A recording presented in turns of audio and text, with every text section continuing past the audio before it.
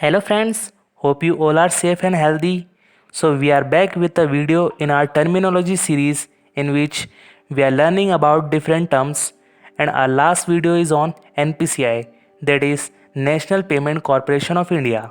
If you want to know about that video, the link will be given in our description. So without wasting the time, let's start the video.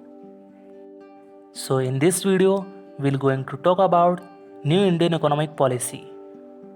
New economic policy of India was launched in 1991 under the leadership of P.V. Narasimha Rao.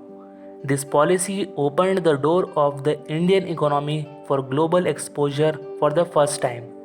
In this new economic policy, P.V. Narasimha Rao government reduced the import duties, opened a reserved sector for the private players, devalued the Indian currency to increase the export. This is also known as the LPG model of growth. Former Prime Minister Manmohan Singh is considered to be the father of new economic policy of India. Manmohan Singh introduced the NEP of July 24, 1991. The main objective behind the launching of the new economic policy are: first, the main objective was to plunge Indian economy into the area of globalization and to give it a new thrust on market orientation.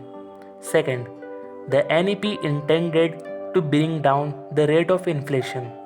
Third, it intended to move towards higher economic growth rate and the build sufficient foreign exchange reserve.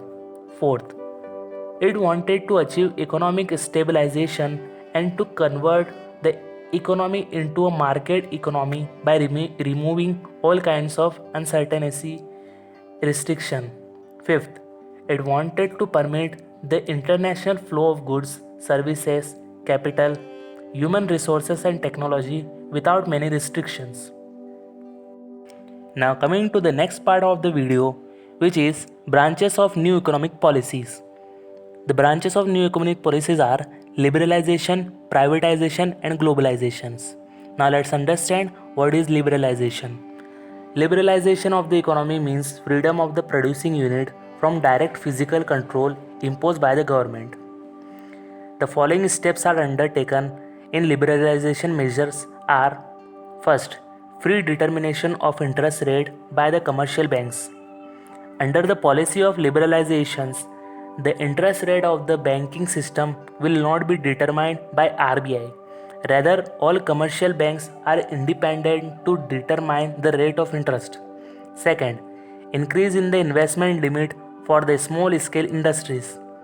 Investment limit of the small scale industries have been raised to rupees 1 crore, so these companies can upgrade their machinery and improve their efficiency. Third, freedom to import capital goods. Indian industries will be free to buy machines and raw materials from foreign countries to do their holistic development. Fourth, freedom for expansion and production to industries. In this new liberalized era, now the industries are free to diversify their production capacities and reduce the cost of production. Earlier, government used to fix the maximum limit of production capacity. Fifth, abolition of restrictive trade practices. According to Monopolies and Restrictive Trade Practices Act 1969, all those companies have assets worth rupees 100 crore or more were called MRTP firms and were subjected to several restrictions. Now these firms have not to be obtained prior approval of the government for making investment decision. Now the MRTP Act is replaced by the Competition Act 2002. And for private sector, previously private sector had to obtain license from the government for starting a new venture. In this policy, the private sector has been freed from licensing and other restriction. Industries licensing is necessary for following industries: liquor, cigarette, defense equipment, industrial explosives, drugs and hazardous chemicals. Now let's understand what is privatization. Privatization is the process of involving the private sector in the ownership or operation of a state-owned enterprise. As the definition of privatization is so very diverse, let us take a look at the three main features of privatization. First, ownership measures. The ownership of all public enterprises ultimately shifts to private owners. The denationalization can be complete or partial. Second, organizational measure.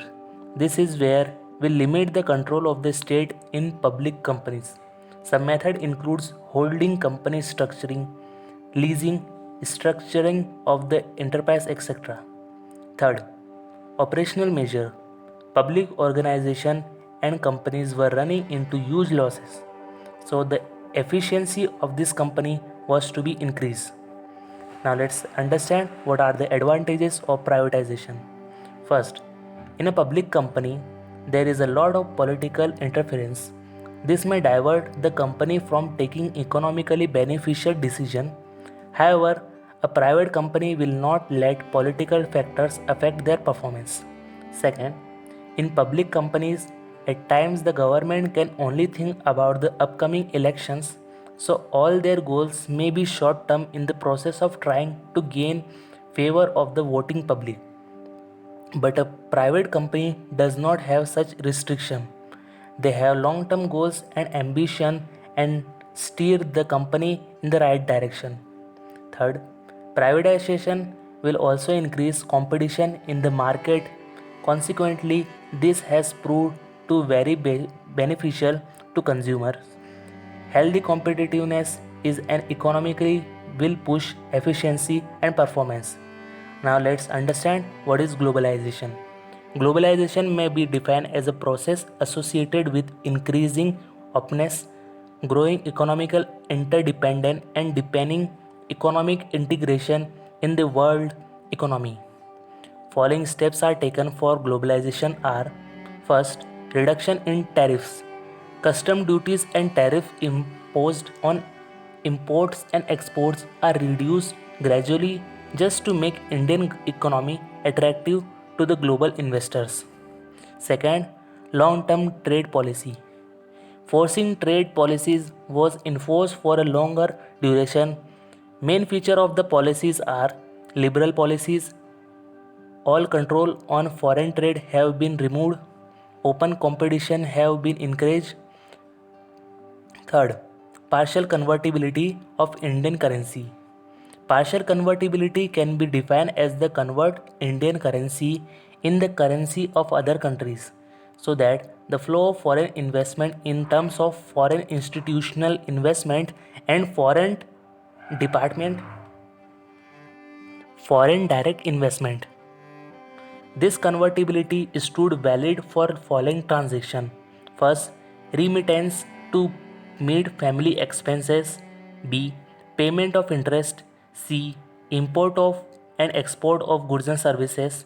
Fourth, increase in equity limit of foreign investment.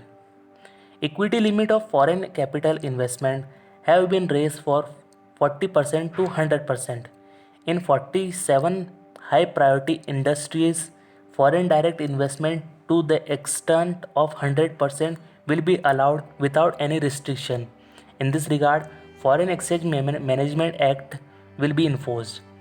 If the Indian economy is shining at the world map currently, its sole attribution goes to the implementation of the new economic policy in 1991. That's all for this video. I hope you guys understand this. If you enjoy the video, do like, comment and share and stay tuned for our upcoming videos. Till then, goodbye.